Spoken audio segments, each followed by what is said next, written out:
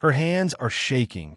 "Your Honor," my father declared, slamming his palm onto the table so forcefully that the water glasses trembled.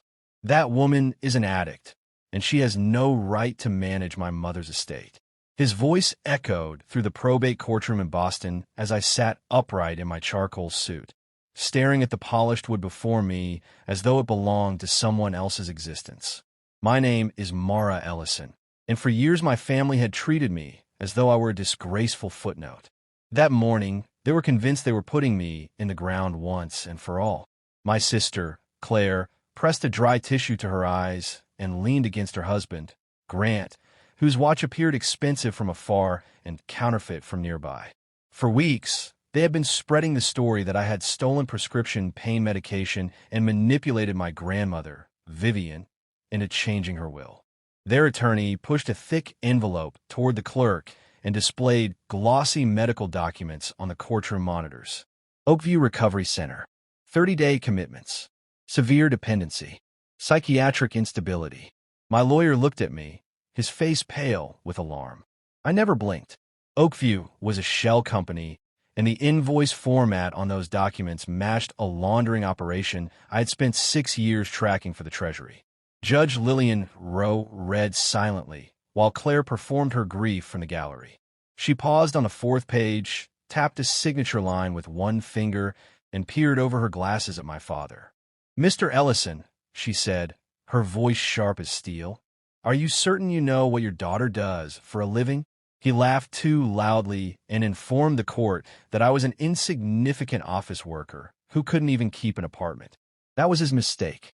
I stood and stepped into the center aisle, then explained that 12 years earlier, when I was 22, he had thrown me out of the house after finding a prescription bottle from an emergency room visit caused by exhaustion and a panic attack.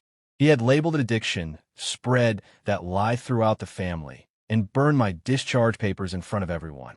The room fell silent. I continued.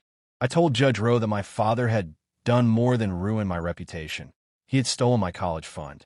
While I was sleeping in libraries and bus stations after he cut me off, Vivian had quietly hired a private investigator.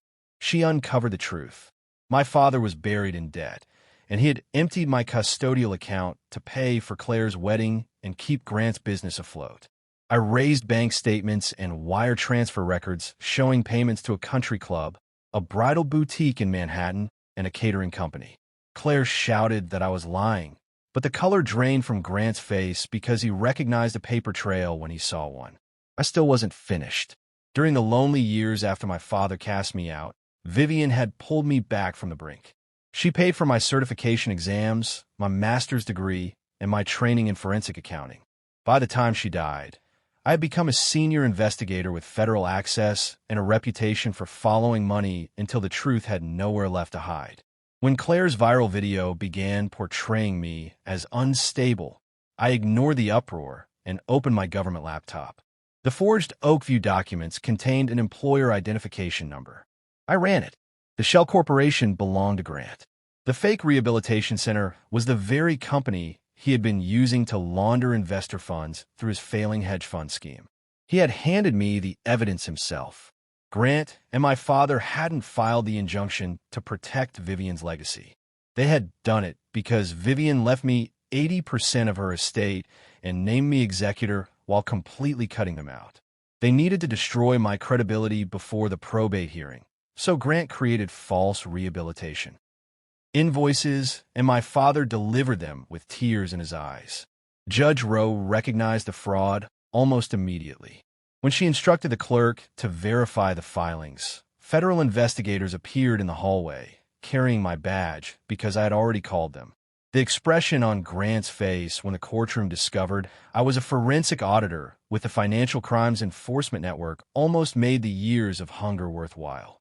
My father finally realized that the daughter he had called broken had been quietly documenting his downfall.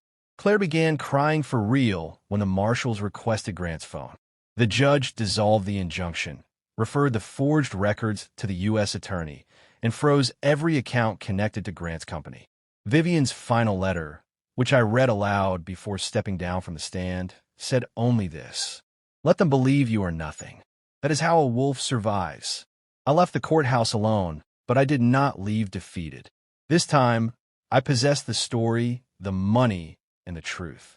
Outside, the wind coming off the Charles sliced through my coat, yet for the first time in years, I felt warm. I had not won by shouting or begging. I had won by waiting, by learning, and by refusing to vanish. My family tried to turn me into a ghost. Instead, I became the evidence.